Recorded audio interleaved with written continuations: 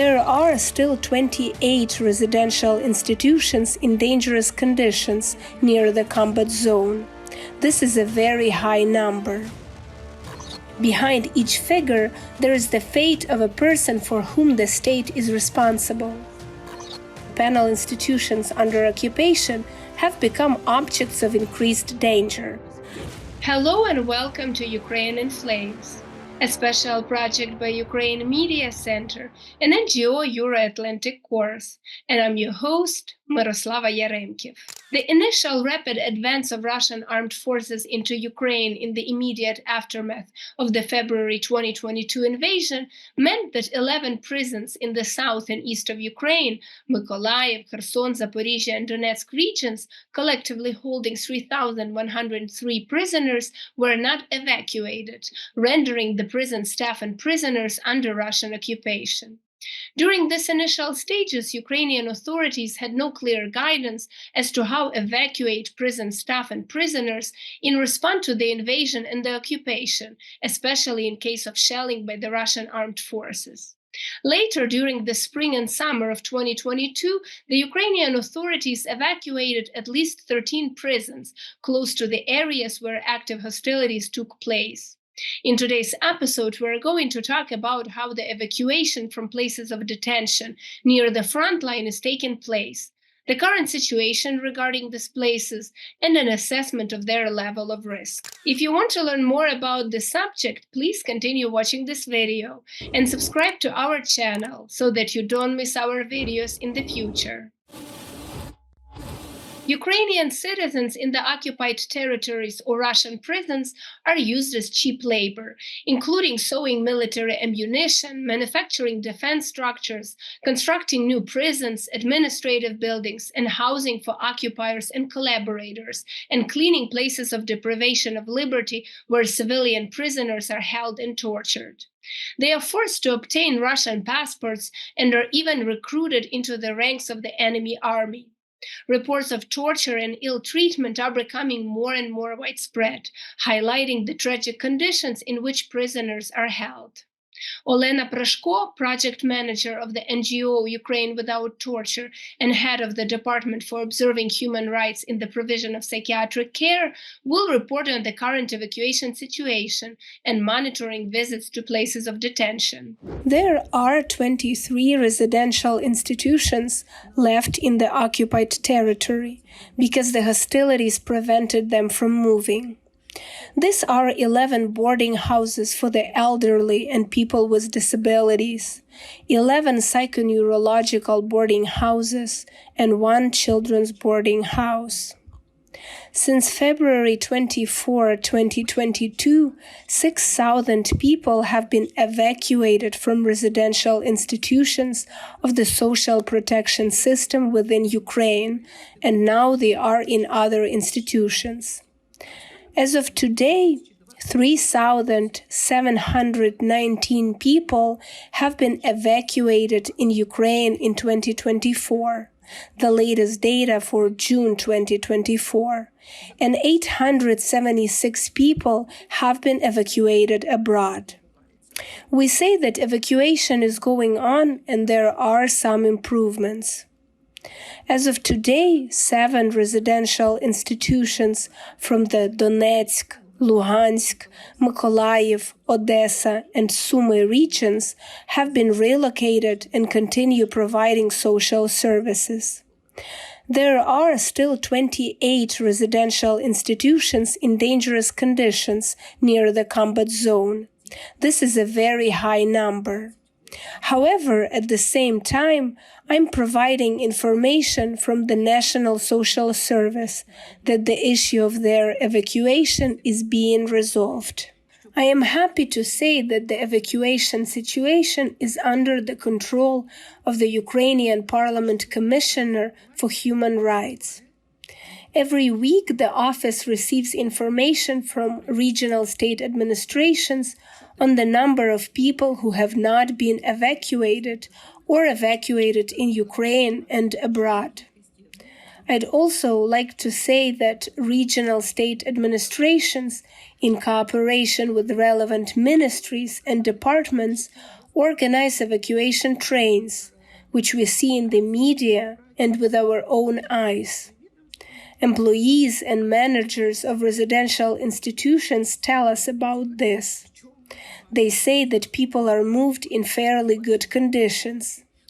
But there are still problems, which I'll talk about a little later.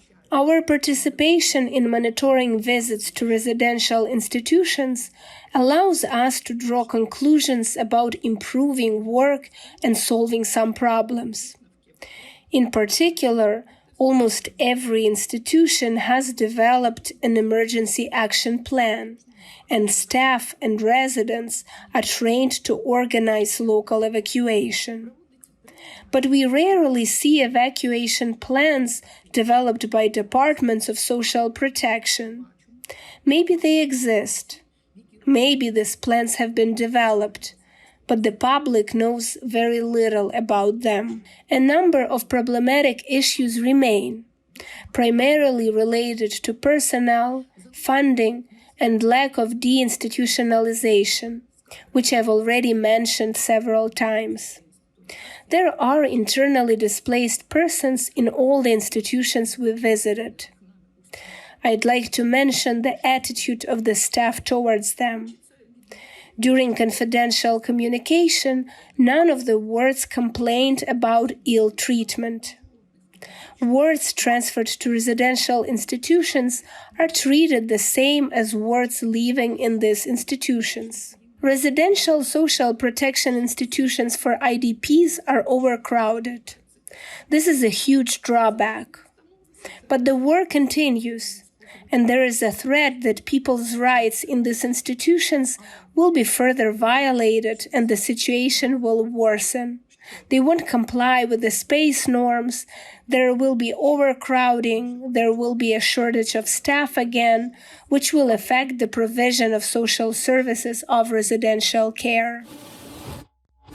As reported by the Russian mass media, some of the residents of these boarding houses and schools were taken to Penza and other cities in the Russian Federation without their consent. New passports were issued, and guardianship was established for incapacitated individuals and those deprived of parental care to receive funds. Olena Demchenko, a human rights defender, will talk more about the very challenging experience of evacuating residential institutions. Unlearned lessons of 2014, when Ukraine already had experience, a very challenging experience of the need to evacuate was not learned. And we have very serious consequences of 2022 Russia's full-scale invasion. Olena has already told us the figures. Behind each figure, there is the fate of a person for whom the state is responsible.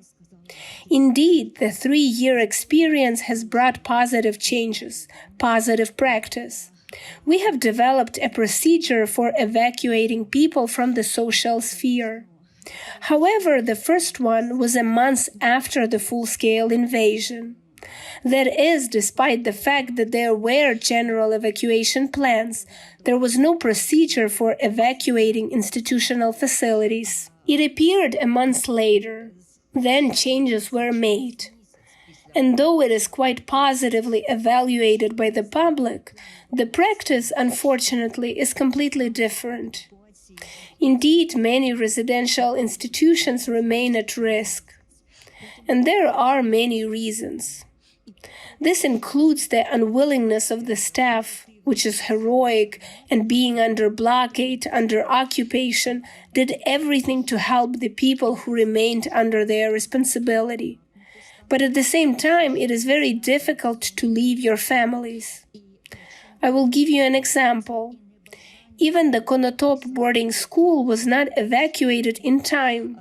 Why? Because they collected appeals from parents who allegedly didn't want their children to be evacuated. A collective appeal of the staff was made, and the boarding school was left in such a risky place. Thank God there were no casualties, but this shows that there is still a lot to be done. Conditions in the official places of detention worsened rapidly after the Russian occupation, with regular supply of water, electricity, and heating interrupted. Supply chains of food, medicine, and other necessities were severed. In addition, many staff members of the places of detention, sometimes up to 80%, left their service for various reasons, such as evacuation or unwillingness to collaborate with the occupying authorities. Ensuring decent detention conditions became impossible as the administrations ran out of essential human and material resources. Hanna Skrypka, lawyer of the NGO Protection of Prisoners of Ukraine, will elaborate more on this.